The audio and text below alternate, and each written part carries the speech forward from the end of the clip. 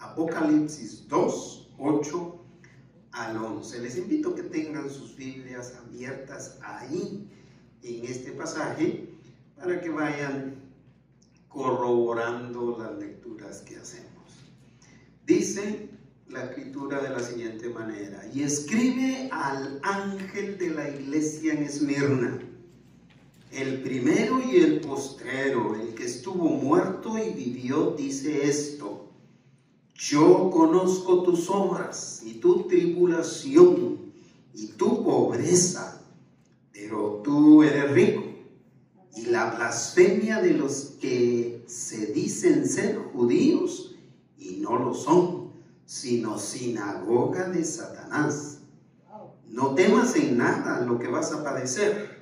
He aquí, el diablo echará a algunos de vosotros en la cárcel, para que seáis probados, y tendréis tribulación por 10 días. Sé fiel hasta la muerte, y yo te daré la corona de la vida. El que tiene oído, oiga lo que el Espíritu dice a las iglesias. El que venciere no sufrirá daño de la segunda muerte. Con este tema nos enfocaremos en la segunda característica que Dios desea que tengan todos los que forman su iglesia, la cual es firmeza en la fe, firmeza en la fidelidad, a pesar de las dificultades que nos rodean. Yo creo que para respaldarme en este tema, el Espíritu Santo permitió una semana sumamente cargada para mí. Una semana de mucho pesar, de muchas cargas espirituales en oración. Pero creo que es para corroborar este tema tan necesario debido a el tiempo tan difícil por el que atravesamos. Estas dificultades pueden manifestarse de diferente manera. En el caso de los cristianos a quienes está dirigida esta carta, estaban experimentando expatriación, que con palabras o términos más relacionados con nosotros, y yo diría con el mundo entero, estamos hablando de deportación o deportaciones. Que no solo hay deportaciones aquí en Estados Unidos. Déjeme decirle que este es un problema mundial, las deportaciones. Las solicitudes de asilo, las solicitudes de refugio, todo eso es un problema de carácter mundial. Junto con esto de la expatriación, muchas veces viene la expropiación, que significa la pérdida de tus bienes. El gobierno los absorbe, te los quita, te deja en la calle. Junto con esto viene la aflicción. Junto con esto viene hasta la agresión física, como la que está experimentando el pueblo cubano en esta semana y por más de 50 años. La agresión verbal, la agresión emocional, la calumnia, la murmuración, el rechazo social.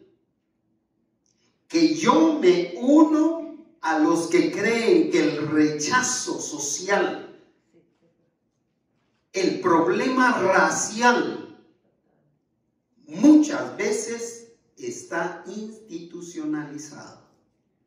Es decir, hay instituciones que promueven, que son activistas de la discriminación, del rechazo, del repudio a los que no se parecen a nosotros. Pero también se pueden manifestar estas dificultades, también se pueden manifestar con acciones jurídicas, justamente como las de Cuba, que inventan cualquier cosa para echarlos a la cárcel. Y en muchos de los casos, hasta la muerte, conocida en el primer siglo como martirio. Muchos creyentes fueron mártires del Evangelio. En el momento en que se está escribiendo esta carta y se está leyendo esta segunda carta dirigida a otra localidad geográfica de Asia Menor, tanto el remitente, que es el apóstol Juan, en el exilio, otro término que no había mencionado, está exiliado en una isla. Él es el remitente, el escritor de esa carta que le va a ser dictada por el Señor Jesús. Pero al igual que él, los destinatarios creyentes del primer siglo, destinatarios son aquellos que reciben esa carta, que son los cristianos de la iglesia que están en Esmirna. Todos estaban experimentando la más terrible persecución por la fe en el primer siglo. Así que Dios, a través de este mensaje, les infunde ánimo a estos creyentes. Y yo estaba pensando que de paso nos infunde ánimo a todos los que pudiéramos estar pasando por serias dificultades.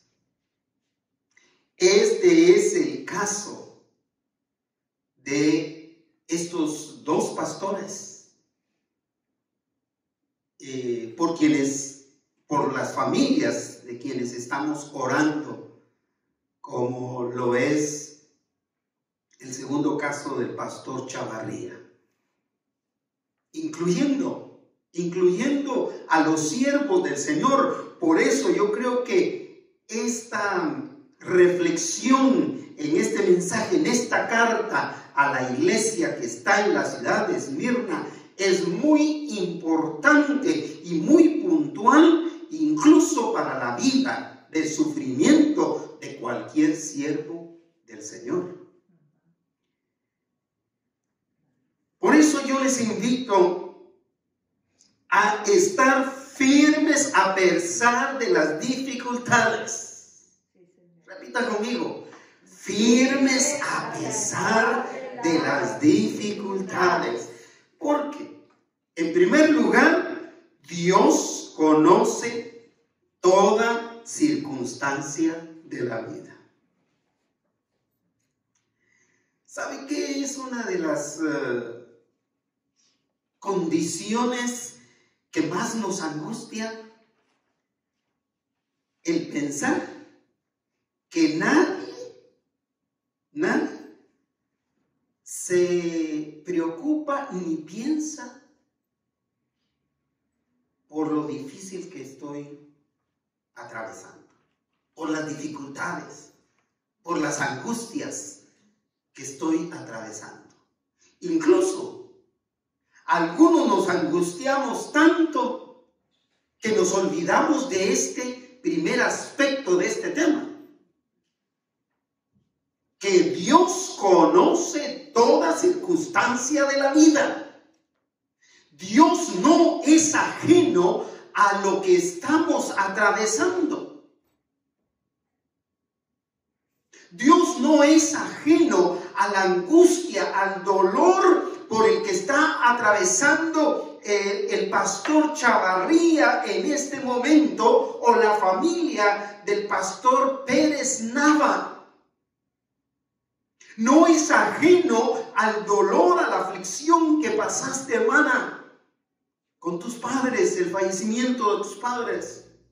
No es ajeno, hermano Roy, a la aflicción que usted ha estado pasando por sus familiares, o alguno de nosotros por las enfermedades de los miembros de nuestra familia. No es ajeno a eso.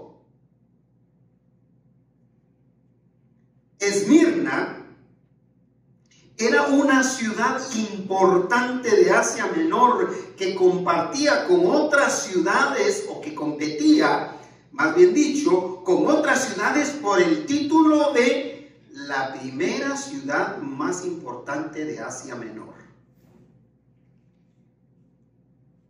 Con las otras iglesias que competía, o con las otras ciudades que competía, era con la ciudad de Éfeso, a quien le fue dirigido el mensaje en la primera carta, que fue la semana pasada, donde los exhorta a los efesios, los exhorta a que sigan las buenas obras, a que sigan con las buenas obras, pero con la motivación correcta. Y la otra ciudad que competía allí en Asia Menor era la ciudad de Pérgamo.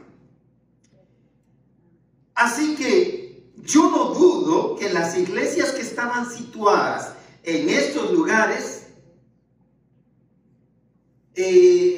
también compitieran por cuál era la mejor iglesia. Es más, ¿sabe que estaba pensando que de ahí pudo haber surgido, tanto en Guatemala como en cualquier otro país, la existencia de primera iglesia bautista,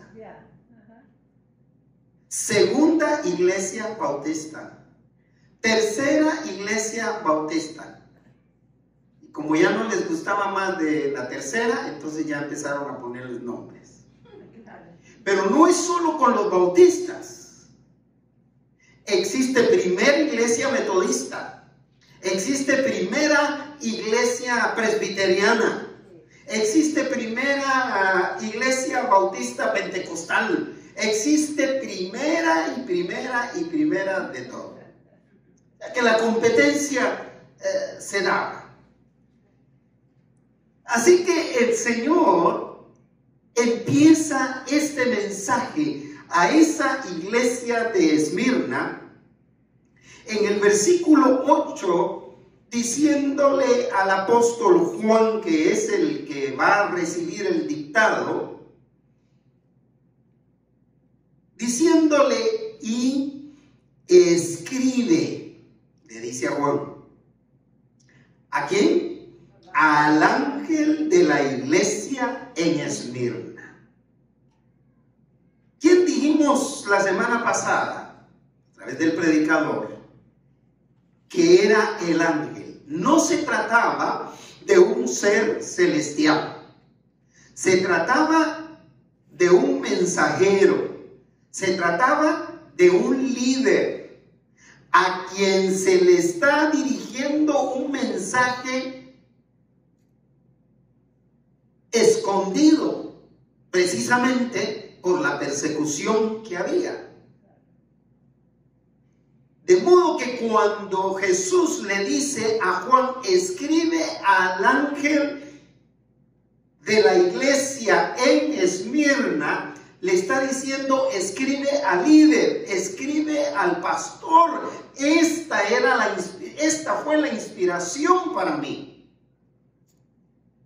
Porque los primeros que recibían ese ánimo, esas palabras de aliento, era el líder a cargo de la congregación, para poder seguir siendo bendición a la iglesia, al grupo que pastoreaban o que edificaban o que discipulaban. Así que le dice al ángel de la iglesia en Esmirna. La iglesia en Esmirna, debido a que la ciudad de Esmirna estaba mayormente habitada por judíos. Era una ciudad habitada por más judíos que de otras nacionalidades. La iglesia de Esmirna estaba formada por judíos cristianos, es decir, judíos que habían seguido a la fe. Pero la mayor parte de la comunidad judía viviendo en Esmirna seguían siendo judíos, pero no habían abrazado la fe en Cristo Jesús. Así que los que estaban iniciando la persecución sobre los judíos cristianos eran los mismos judíos que no se habían convertido al evangelio de Cristo. Es decir, la persecución o las dificultades, abordando lo que es la orientación de este tema, las dificultades iniciaban con los mismos paisanos, con los mismos familiares, incluso con gente de su propia sangre. Debido a ese rechazo, mis hermanos, mis hermanas, mis estimados oyentes, de la misma comunidad judía no cristiana, es que el Señor Jesucristo se identifica inmediatamente con la dificultad de los creyentes ahí en Esmirna.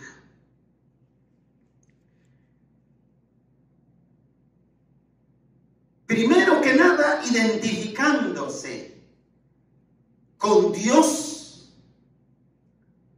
al decir en el versículo 8, en su segunda parte, el primero y el postrero, el que estuvo muerto y vivió, dice esto.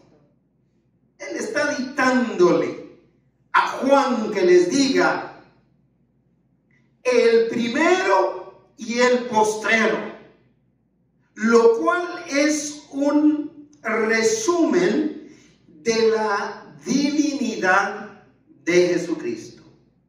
Cuando dice el primero y el postrero, es lo mismo que leímos en la lectura de Apocalipsis, en la lectura bíblica de hoy de Apocalipsis 22. Yo soy el primero y el postrero. Yo soy el principio y el final. Yo soy el alfa y la omega. El alfa, la primera letra del alfabeto griego, y omega, la última letra. Lo que significa, el Señor que está dictando ese mensaje no tuvo principio ni tendrá fin. Es Dios, siempre ha sido Dios y será Dios por la eternidad. El primero y el postrero. pero continúa identificándose, porque no es suficiente para nuestro Señor identificarse como Dios, aunque es bastante alentador. Cuando está diciendo yo soy el primero y el postrero, lo que está diciendo como Dios es todo está bajo mi control, todo está bajo mi conocimiento. Yo sé lo que tú estás atravesando. Yo sé si estás contento o yo sé si estás triste. Y sé la razón por la que estás contento, pero también sé la razón por la que estás triste. Eso es lo que está diciendo cuando dice yo soy el primero y el postrero. Pero continúa identificándose con la dificultad de los creyentes en Esmirna al decir el que estuvo muerto y vivió, dice esto. El que estuvo muerto, ¿por qué razón murió? Porque lo mataron. Por las dificultades por las que estaba atravesando. Por el mensaje que trajo de salvación. Por eso murió. Pero no quedó muerto. Entonces es una combinación de la naturaleza divina, o más bien de la naturaleza humana al morir, al sufrir las dificultades, pero combinado con una naturaleza divina al resucitar, al volver a vivir y ahora por la eternidad. El que estuvo muerto y vivió dice esto. El Señor Jesús, además de conocer nuestras dificultades, y déjeme decirle, hermana Norma, que conoce hasta las dificultades que no nos han llegado. Él sabe las dificultades que están por venir, que están por llegar. Pero además de conocerlas, conoce también el origen de esas dificultades. ¿Dónde se van a originar? ¿Cómo se van a originar? ¿Cuándo se van a originar? Pero aparte de eso, conoce los recursos que nos ha provisto. Y yo no soy médico ni biólogo, pero a mí me hace entender este aspecto de la Escritura, me hace entender que junto con las pandemias que la humanidad ha experimentado a través de los cientos de años que tiene de existir, el Señor también ha provisto los medios. Y las vacunas son parte de eso. Es porque Dios, en su misericordia y en su gracia, le dio inteligencia al ser humano para que administrara para el bien de todo ser humano, en bendición de todo ser humano, los recursos de la naturaleza.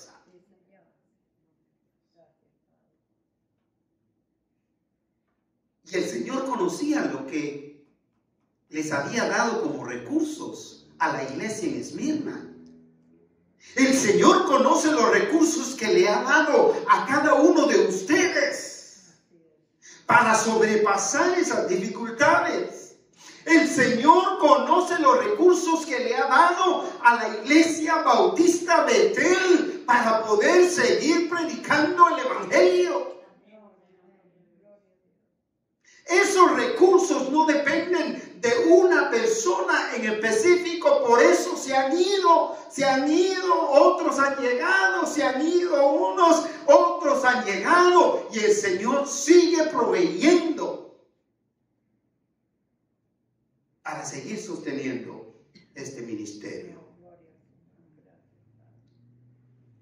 Así que en el versículo 9 les dice varias cosas que el Señor conoce.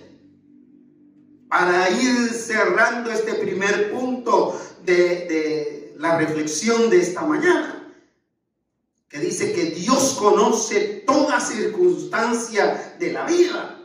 Y les dice, escríbeles a los creyentes de Esmirna, versículo 9. ¿Qué es lo primero que conoce el Señor Jesús? Yo conozco tus obras. Yo conozco tus obras. Yo conozco todo lo que tú haces. Mire, y por el solo hecho de mencionar, yo conozco tus obras, tenemos que asumir que eran obras ¿qué? ¿Buenas o malas?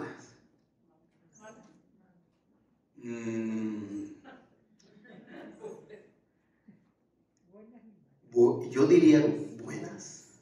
Yo diría buenas si seguimos leyendo el contexto de este versículo 9. Yo conozco tus obras, que está por de más decir que son buenas, porque aparte de eso conozco también tus tribulaciones y tu tribulación, tus dificultades. Conozco tu situación de enfermedad o de enfermedad por la que está atravesando la persona, miembro de tu familia. La necesidad por las que estás atravesando o en tu vecindario o en tu país o en tu pueblo. Y esto me recuerda la angustia de nuestra hermana Díaz por el contagio en Iquitos, Perú. Pero hay una tercera cosa que menciona, que conoce, que es y tu pobreza. Pero interesantemente continúa escribiendo algo que se podría ignorar y que sería fatal el no sacarlo. Pero tú eres rico. Pareciera una contradicción, pero no lo es. No lo es. Yo conozco tu pobreza, pero tú eres rico. ¿A qué se está refiriendo? Lo más seguro es que la pobreza que experimentaba la iglesia en Esmirna era una pobreza, más bien emocional, de persecución. Porque ellos no tenían el aprecio de sus conciudadanos. Ellos estaban experimentando, a pesar de ser judíos, y déjeme decirle que eran judíos pudientes. La iglesia como tal tenía recursos para hacer toda clase de buenas obras. Y se ocupaban de eso. Pero carecían de un buen trato por parte de sus conciudadanos. Entonces el Señor les está diciendo, yo conozco que aunque ustedes son ricos para hacer buenas obras, reconozco la escasez que ustedes están experimentando de buen trato. Muchos de nosotros nos quedamos cortos, ya sea de que nos traten bien o que nosotros tratemos bien a otros. Y cierra con la última de las cosas que conoce. ¿Qué más dice? Y la blasfemia, el rechazo, la repugnancia, el insulto. ¿De quiénes? Lea, por favor. De los que dicen ser ¿qué? Judíos y no lo son. Se dicen ser judíos, pero así como tratan a los judíos, es mentira que son judíos. Ellos niegan con ese maltrato, ellos niegan ser judíos. Y ahora los enfoca en el que realmente es el origen de las dificultades. Y por eso es que siempre va a haber dificultades.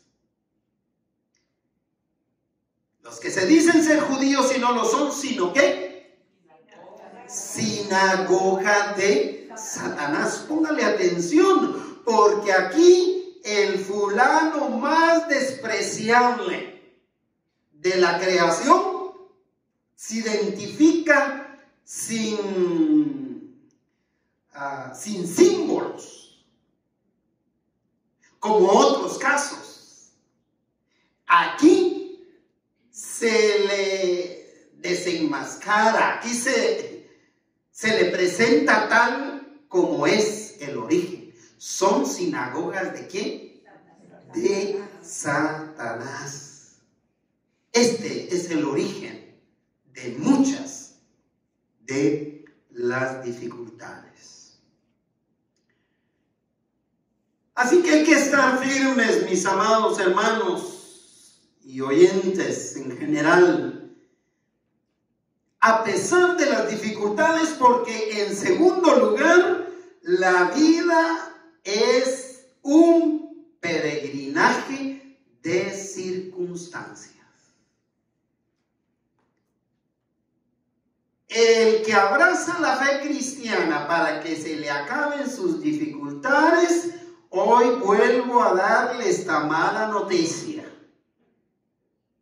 Ahora más que nunca va a estar usted más consciente de que las dificultades son parte de esta vida temporal. Así que no piense que se van a acabar. Más le vale. Más le vale ver las bendiciones del Señor en medio de todas esas dificultades. La vida es un peregrinaje de circunstancias. Circunstancias buenas, circunstancias difíciles. Porque la vida también tiene circunstancias buenas. Hay momentos que uno no quisiera que pasaran. Pero hay momentos que uno no quisiera que se repitieran. ¿Cierto?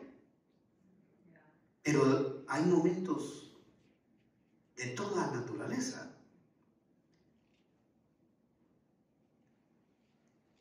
Con la muerte de mi hermano aquí en California, me comuniqué con su primera esposa, porque con quien vivía no era su primera esposa.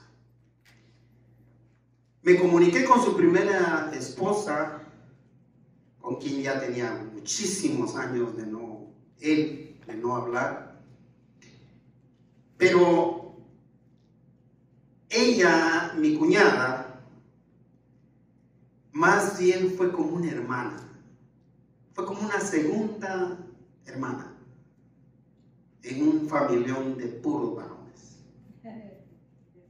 Y nosotros la quisimos, mis papás la quisieron como que fuera su hija. Ella era huérfana de papá y mamá. Así que ella adoptó a mis papás como sus papás. Y yo le hablé para contarle que Manuel y ellos tuvieron una hija, para contarles del fallecimiento de mi hermano. Pero yo recuerdo que con Marta, así se llama, pasamos tiempos tan bonitos y yo nunca pensé volver a escuchar lo que he oído de otros de mis hermanos. Y fue esto. Me dice, ay no, Juanito, porque, bueno, yo tenía 8 años cuando ya ella era la esposa de mi hermano, 8 o 9 años. Y me dice, ay Juanito, me dice, ¿cómo éramos de pobres, verdad? Qué pobreza en la que vivíamos. Y así salió de lo profundo de su corazón. Pero qué felices éramos, ¿verdad? Y ahí me llegó, sí, dije yo, pobres, pero éramos tan felices. Entonces, hay circunstancias de toda clase, de toda clase. Cuando estábamos en el 2010, siempre se hablaba de lo que va a ser el 2020. Planificación para el 2020. Ay, ¿cuándo va a llegar el 2020? Dijimos en el 2010. ¿Y para qué llegó el 2020? ¿Correcto? Hubiéramos querido saltarnos ni siquiera al 2021, hubiéramos querido saltarnos hasta el 2025, tal vez así vivimos. Notemos que el Señor Jesús, lejos de esconder la realidad de las dificultades, estimados oyentes, las afirma como parte de la diversidad de circunstancias que tiene esta vida. Las afirma, no las esconde. Ni siquiera a los creyentes de Esmirna que estaban sufriendo, el Señor les dice, ya van a parar de sufrir. Vea cómo les dice. Versículo 10 en su primera parte empieza ¿de qué manera? No temas. No temas. ¿Por qué? Porque ya no habrá dificultades. No temas. ¿Cómo continúa diciendo el verso? En nada de lo que vas a padecer. Bueno, dígale a alguien, por favor, esto. Stephanie, no temas nada de lo que vas a padecer. No nos gusta esto, Solo lo que nos gusta es que nos digan que tengas todas las bendiciones de Dios. Pero aquí el mismo Señor Jesucristo está diciendo, Roy, no temas nada de lo que vas a padecer. Araceli, no temas nada de lo que vas a padecer. Es un hecho. Por eso es que muchas de mis reflexiones no le caen bien a nadie. Yo creo que esta va a ser una de las que menos likes. Aunque no me los apunten, no me lo van a, ni siquiera se lo van a pensar. Pero les dice, no temas en nada lo que vas a padecer. ¿Sabe por qué? Porque hasta los creyentes fieles, aquí les está hablando a creyentes fieles. A creyentes fieles es a los que les está diciendo van a padecer. Es más, hay pecadores, hay cristianos, pecadores también, pero hay cristianos que no son fieles. No son fieles, pero no están padeciendo. O sus padecimientos no son como los padecimientos que están atravesando los fieles. La pregunta que pudiéramos hacer es esta: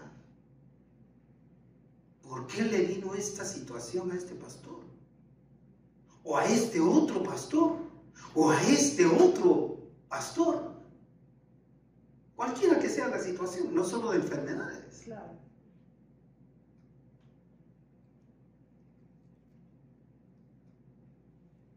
Porque la vida es un peregrinaje de circunstancias buenas y difíciles. Todos pasamos por dificultades diferentes y de duración diferente, porque tenemos diferentes necesidades espirituales, emocionales y todo lo demás. El versículo 10, en su segunda parte, vuelve a citar al personaje más despreciable. He aquí, dice, el diablo que echará a algunos de vosotros en la cárcel para ser probados. El diablo echará ¿a cuántos? ¿A todos? ¿A toda la iglesia bautista Betel? A algunos. A algunos. A algunos los va a echar en la cárcel, pero a algunos los van a echar del trabajo. A algunos van a echar en la cárcel, pero a otros los van a echar del lugar donde viven. A algunos los van a echar de la cárcel, pero a otros los van a echar del seguro médico.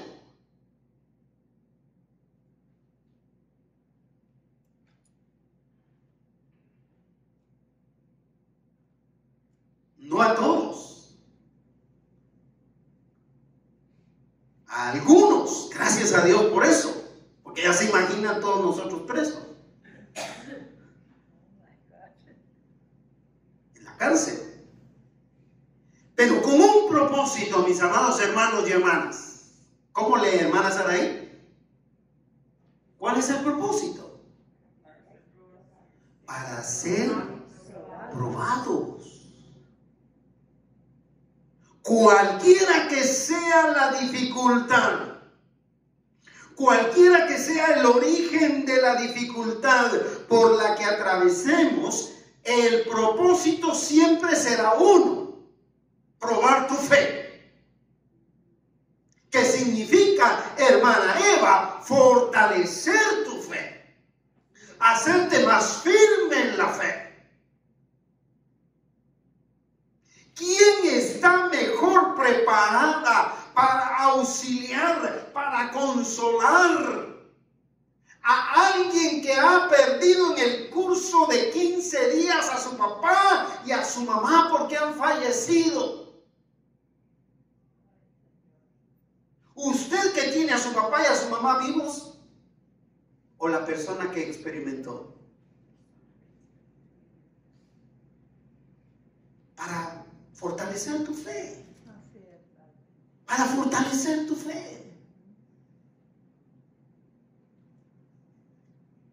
Sin embargo, Dios, aparte de conocer la dificultad específica por la que atravesamos, Él es quien le pone límite a la dificultad. Por favor, digan amén, aleluya. Gracias, Dios. Oh, ven, Señor Jesús, te esperamos. Diga algo. Él es quien le pone fin, quien le pone límite a las dificultades. No es el ser más despreciable. Es Dios quien le pone límite. Es Dios quien le permite o le permitió a Satanás tentar a ese grado que le permitió tentar a Job. ¿Sabe que eso me levantó esta semana? Porque el Señor tiene límite para la dificultad que yo estoy atravesando o que usted está atravesando. Él le tiene un límite. Vea dónde se lee eso, pastor. O lo está inventando. Vea cómo cierra el versículo 10, hermana María Elena. ¿Cómo cierra ese verso? Yo te daré fiel hasta la muerte de la vida. El versículo 10. Hasta que seáis probados y tendráis tribulación por 10 días. Ahí está. Y tendréis tribulación por 10 días. ¿Por cuánto? 10 días. Le pone límite a la tribulación. Y está hablando aquí posiblemente de los que echaron a la cárcel. Y les dice, pero tendréis tribulación por 10 días. Esto hay que entenderlo de esta manera. Pudiera ser que después de 10 días dieron a algunos libres. Pero el otro aspecto en que se puede entender es que después de 10 días los mataron. Pero sea como sea, ellos fueron liberados de su sufrimiento.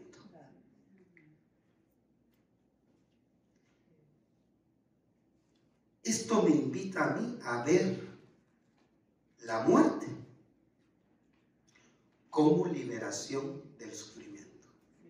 ¿No es así? Sí, amén. Por eso cuando estamos orando por un enfermo, y esto lo digo de mí, de mi reflexión, de mis pensamientos, lo decimos por instinto espiritual. Yo ya me quiero morir, es que yo ya estoy cansado. Porque instintivamente, desde la perspectiva espiritual, yo sé que la muerte es mi descanso. Yo estuve pensando en mi hermano, precisamente cuando estoy reflexionando en esto, y digo, sí, mi hermano necesitaba urgentemente recibir a Cristo en su corazón y descansar. Y así vemos de muchos. Pero como no reflexionamos a esos niveles de la Escritura, nos perdemos en la desesperación y acusamos a Dios de habernos quitado al ser más querido. Recuerdo a mi papá cómo fue librado del sufrimiento. Recuerdo a mi mamá cómo fue librada del sufrimiento. Niégalo, hermana Eva. La muerte libera del dolor.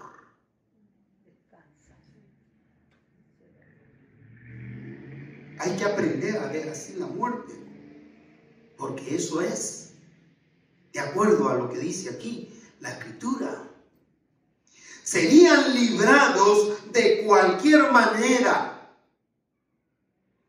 Fuera que fueran dados en libertad, fuera que experimentaran la muerte. La muerte física, para cerrar este punto, hay que verla como una liberación del sufrimiento. En el momento que llegue. En el momento que llegue, hay que verla como una liberación del sufrimiento. Si mi hermano hubiera seguido viviendo, yo no sé si él hubiera aguantado que el COVID pasar. Y si hubiera aguantado el COVID, yo no sé si estas otras cepas que están viniendo las hubiera aguantado. Y es que él ya estaba sufriendo.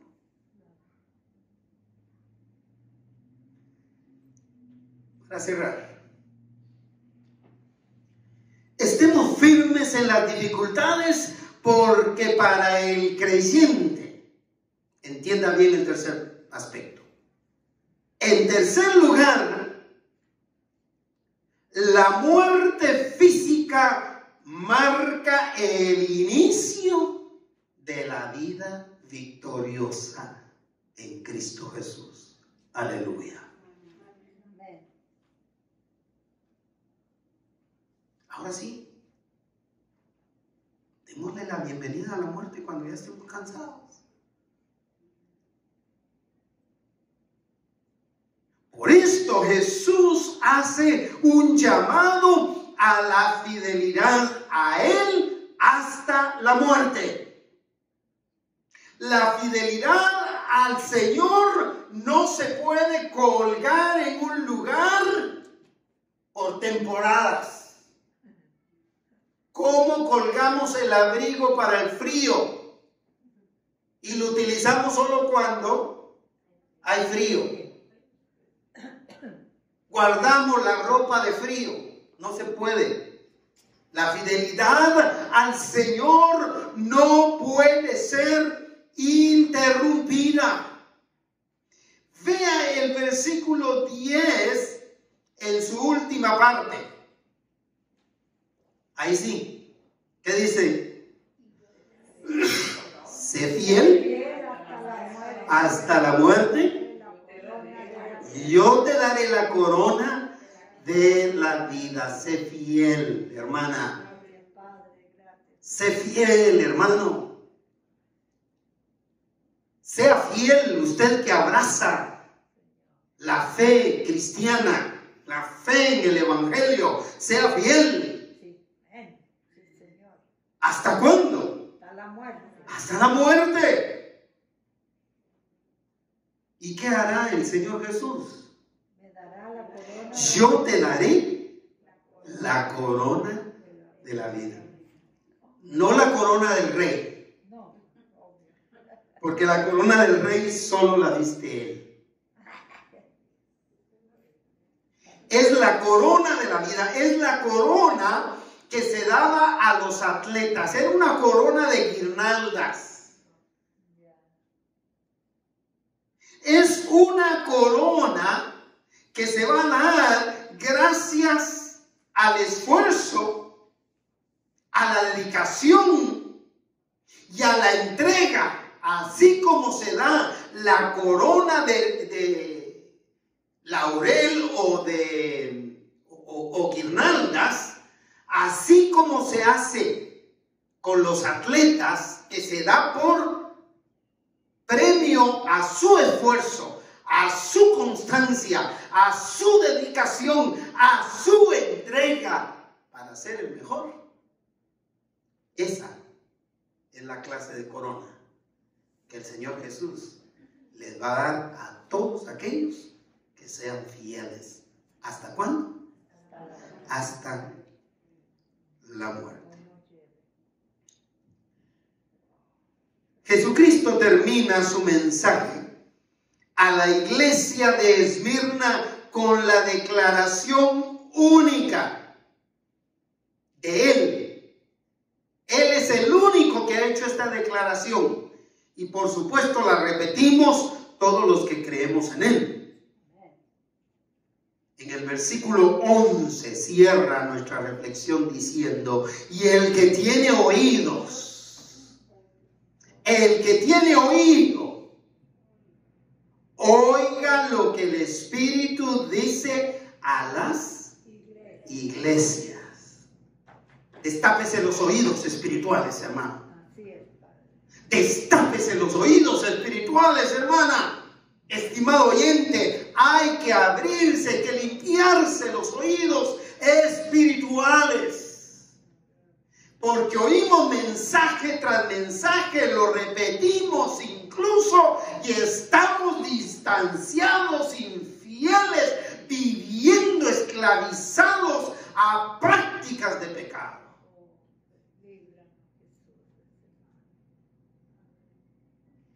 El que venciere, termina el versículo 11, no sufrirá daño de la segunda muerte. Repita conmigo, no sufriré daño de la segunda muerte. Repítalo. No sufriré daño de la segunda muerte. Ahora yo le repito lo que es clave. Sí, pero el que venciere. Así es. Eso significa al que sea fiel. Yo le daré la corona de la vida. El que cree en mí, aunque esté muerto, vivirá.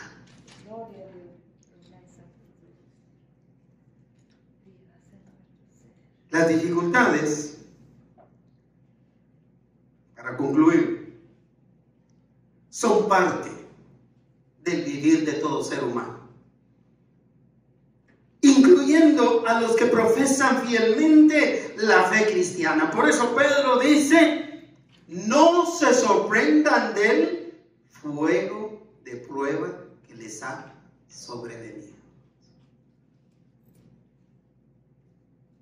No se sorprendan diciendo, ay, cuántas cepas han surgido ahora. Pues han surgido como si algo extraño le sucediera, dice Pedro. Así que, puesto que son inevitables las dificultades, hay que armarse de todo el poder de Cristo Jesús, que venció la muerte al resucitar para vivir por la eternidad. Jesús nos reta a vencer toda dificultad, incluyendo la muerte, poniendo la fe en Él. Esa es la única manera. No la muerte física, pero la segunda muerte, la muerte espiritual, poniendo la fe en Él.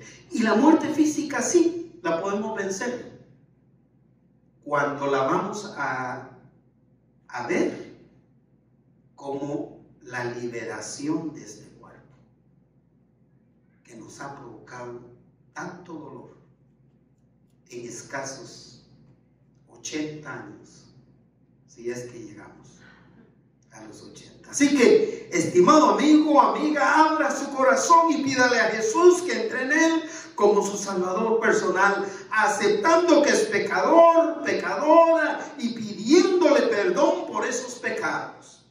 Porque de esa manera usted podrá experimentar la salvación que Dios ofrece a todos los que se acercan a Él a través de Jesús. En Cristo hay perdón de pecados y vida eterna con Dios. Mis queridos hermanos y hermanas, pónganse de pie y escúchenme esta frase final para usted. Póngase de pie y escuchen esa frase, esa palabra final al respecto de este tema. Jesucristo nos anima a cada creyente a ser fiel a Él ininterrumpidamente, sin interrupciones. No puede pedir break en fidelidad o descanso en su fidelidad, o un chancecito para darse su gustito. Hay que ser fiel hasta que la primera muerte, ¿qué? Nos, ¿qué? Una. por la eternidad. ¿Se da cuenta que la muerte física no es como la muerte en los matrimonios? Ahí prometemos amarnos hasta que la muerte física, ¿qué? Nos separe. Pero en el caso de nuestro Dios, seremos fieles hasta que la muerte física, ¿qué? Nos una por la eternidad. ¿Es cierto que estamos listos? Gracias.